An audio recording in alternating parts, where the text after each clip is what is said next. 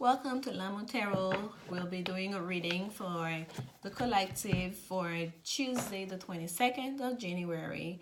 We are still in that blood moon in Leo energy, and I hope that you are writing it well and that you guys had a chance to release anything that you no longer want to hold on to, or any negativity, bad habits, codependency, addictions, whatever negativity that you would like to release. Take the opportunity, make use of this full moon to release them, okay? And there are many resources online that can help you with that, on how to use the energy of the full moon to release negativity. And that's the same message that's been quite consistent since last week, to release negativity, to release control, to allow energy to flow through you, to start looking at things with your mind's eye and allow the divine inspiration to work its magic on you or in your life. I've been shuffling already, and these are the Rider-Waite tarot deck, and I will be starting the reading any moment, and I will pick a woman's angel card for you and a oracle card at the end as well. There we go. I do a little bit more shuffling on camera because I know there are a lot of people who like to see the shuffling. Alright. We have the Hangman, the Emperor, and the King of Wands. And at the bottom of the deck, we have the Nine of Pentacles. Okay. So the Hangman, number 12, that reduces to a 3. We had a lot of 3s yesterday. And the Hangman deals with looking at things from a different perspective, okay? This guy is upside down with that halo behind his head, that golden halo. One leg is crossed. But in the spiritual aspect, the Hangman also deals with making a big sacrifice as part of initiation. This is the initiate, going to one of those last phases of initiation to gain greater awareness. And in this case, during this full moon energy, we have to really start contemplating and evaluate ourselves, our lives, okay? The things that are important to us, so we can really put all our energy there, and to decide what are the things that are no longer important to us, so we know, okay, which are those things that we want to release, which are those things that we want to work on. And I'm not getting so much of a delay or waiting with the Hangman. I see it more as in trying to gain greater awareness, a different perspective, okay? And the sacrifices you may have to make in order to become that higher version of yourself, okay? To get to that self-actualization, you that you want to be, which is the Emperor. He rules over all the kingdoms, over all the kings, and that's also the card of Aries. I happen to be in Aries, Sun, Mars, and Venus in Western astrology, so I identify quite a bit with the Empress card. And here my eyes are going with the way his eyes are looking sideways, okay? The Emperor here looks quiet, not mad, but almost irritated. The way he's looking sideways, as if someone on the side there has caught his attention, not for the best. So he's in full power. He won't really. He doesn't usually show emotions because he has to be that person, right, who's in control of himself, as he's in control of all the kingdoms. But here we see quite a bit of emotions on his face. See, you can almost read his face the way he's looking sideways there. And that's, I don't think I noticed that before, with this Emperor card. So perhaps there's someone in your life you're looking at sideways today for some of you. Or perhaps it's you, there are people that are looking at you sideways because you have started a new phase, okay, in your journey. You have decided to go through the initiation process. Perhaps that emperor is an older gentleman in your life. Perhaps it's a father figure, your boss or whatnot. You decided to see things from a new perspective. You decided to do things a different way. And they're looking at you in a not so much of an approval way. I won't say in a disapproval way, but almost in a judgmental way. They're always looking sideways there. So that may be the case for some of you out there. And the next card we have is the King of Wands. King of Wands is also another fire. I shouldn't say another. It's a fire energy.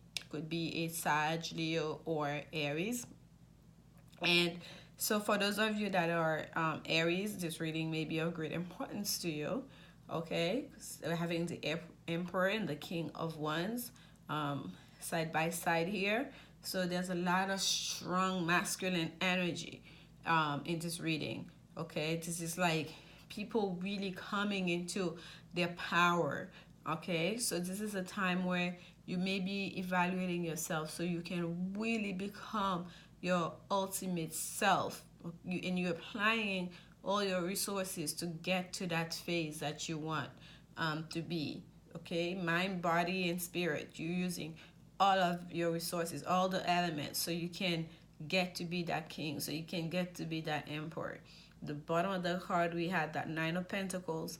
The Nine of Pentacles, that's a card of abundance. It's the minor arcana version of the Empress card. So in a way, you could we could see we have an emperor here and a possible empress, or someone who's walking their way towards being an empress. Okay, so it's kind of like of a pairing we have here.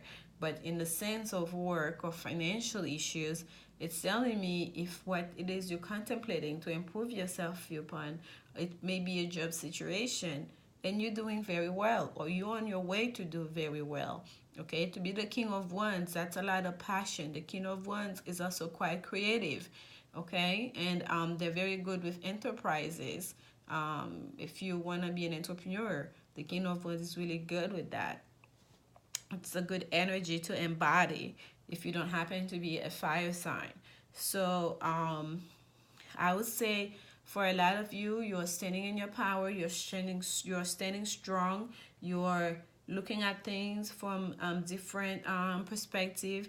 You may be also asking for counsel from people that are more mature with you, or people that have walked that path before you, and you are set to be on your journey. You're set to go towards your goals. You're set and determined, okay, to arrive at that ultimate place that you believe that you're destined to go, and you will be quiet, abundant for it. You will reap all the rewards, the financial rewards, and the peace of mind as well.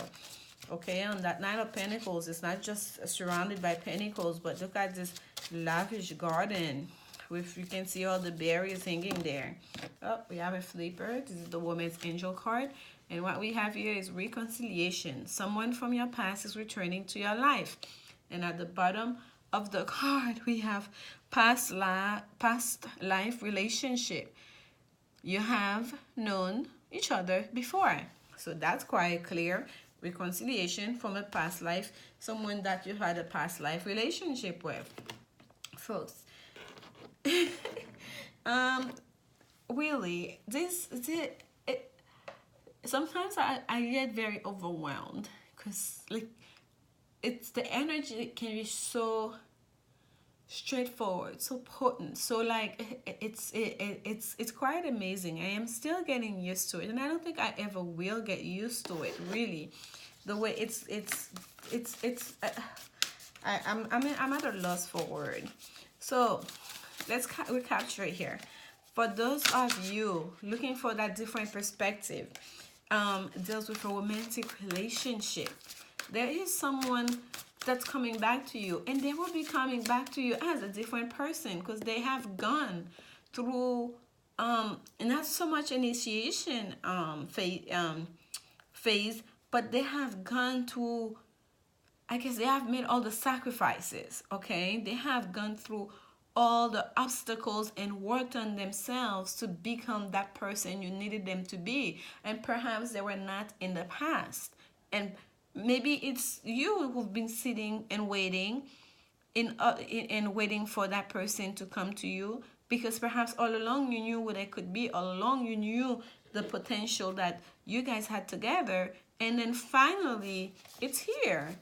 They're all coming back in their full power. I just started shuffling and the cards are falling out again, and this is the mystical shaman oracle deck.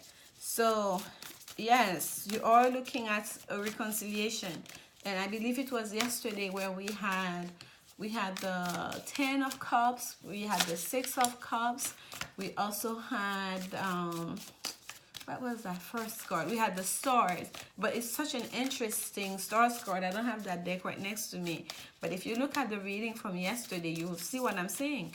We didn't have any of those reconciliation cards, but that's what I had, and look what just come out here. The sacrifice, number 44. 4-4. We have the sacrifice. At the bottom of the deck, we have the coyote. So let's look at number 44 here.